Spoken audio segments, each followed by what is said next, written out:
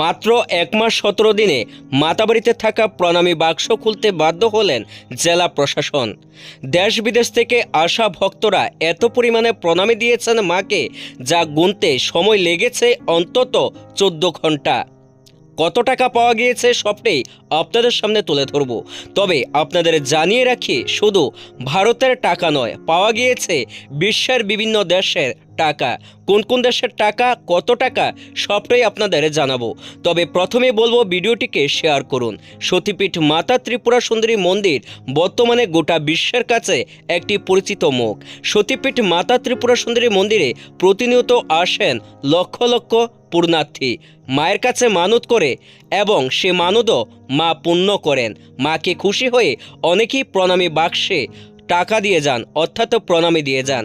মাতাবাড়িতে মোট রয়েছে ১৭টি বাক্স, যার মধ্যে ১৬টি ছোট এবং একটি বড়। আর সেই ১৭টি বাক্সই আজ খোলা হয় সকাল ৯টা নাগাদ, অর্থাৎ মঙ্গলবার সকাল ৯টা নাগাদ। টাকার পরিমাণ এত ছিল, মনে হয় পাহাড় সমান টাকা জমেছে এই প্রণামী বাক্সগুলিতে, যা গুনতে অন্তত ২০ থেকে ২৫ জন সরকারি আধিকারিকের প্রয়োজন হয়েছে। সকাল ১০টা থেকে গণনা শুরু হয় এবং রাত ৮টা পর্যন্ত চলে সে টাকার গণনার প্রক্রিয়া। রয়েছিলেন সে জায়গাতে পুলিশ ও প্রশাসন, সরকারি আধিকারিকদের উপস্থিতিতে চলে এ টাকা গণনা। টাকার সংখ্যা অনেকটাই বেশি। বলা যায়, সতীপীঠ মাতা ত্রিপুরা সুন্দরী মন্দিরে নতুনভাবে তৈরি হওয়া, অর্থাৎ প্রধানমন্ত্রীর হাত ধরে উদ্বোধন হওয়ার পর থেকেই প্রসাদ প্রকল্পের যে বিল্ডিং, দেশ বিদেশ থেকে প্রচুর মানুষ আসছেন মার কাছে ভক্তি ভরে প্রণাম করার জন্য। আর এর ফলেই কিন্তু দেখা যাচ্ছে প্রত্যেক দিন মায়ের বাড়িতে বেড়েছে সংখ্যা পুণ্যার্থীদের।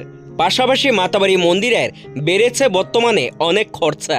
তাই মন্দিরের পক্ষ থেকে সকলকেই, অর্থাৎ যারা পুণ্যার্থী আসবেন তাদেরকে জানানো হয়েছে, মায়ের কাছে যদি প্রণামী দিতে হয় তাহলে যে ১৭টি বাক্স রয়েছে সরকারিভাবে, সেখানে যেন তারা পুণ্যার্থীরা, অর্থাৎ যারা আসবেন সেখানে প্রণামী দান করেন।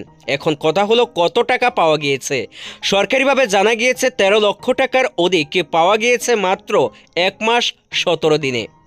নতুন বছরে রাজ্য এবং বহিরাজ্য পাশাপাশি বিভিন্ন দেশ থেকে এসেছে মায়ের কাছে ভক্তরা, যার ফলে একাধিক, অর্থাৎ ৮ থেকে ৯টি অন্য দেশের টাকাও পাওয়া গিয়েছে মাতাবাড়ি মন্দিরে থাকা প্রণামী বাক্সে।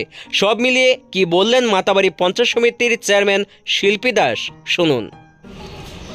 আজকে আমরা আরেকটা জিনিস দেখতে পারলাম যে আমাদের ভারতীয় টাকা তো এখানে আছেই, গণার সময় দেখো, কিন্তু আমাদের ভারতবর্ষের বাইরে অন্যান্য দেশের টাকাও এখানে পাওয়া যাচ্ছে। তাহলে বোঝা যাচ্ছে যে আমাদের এই মাতা ত্রিপুরা সুন্দরী মন্দির কেবল আমাদের ত্রিপুরার যেই নয়, শুধু ভারতবর্ষেই নয়, সারা বিশ্বের বিভিন্ন প্রান্ত থেকেও মানুষ আমাদের এখানে এই মায়ের দর্শনে আসছেন এবং তারাও এই প্রণামী বাক্সতে যে তারা প্রণামী দিচ্ছেন, সেগুলি দেখে বোঝা যাচ্ছে যে আমাদের এই মাতা ত্রিপুরা সুন্দরী মন্দির সারা বিশ্বে মানুষের কাছে একটা অবিস্মরণীয়, এবং ভক্তরাও সেই দূর দূরান্ত থেকে এখানে আসছে।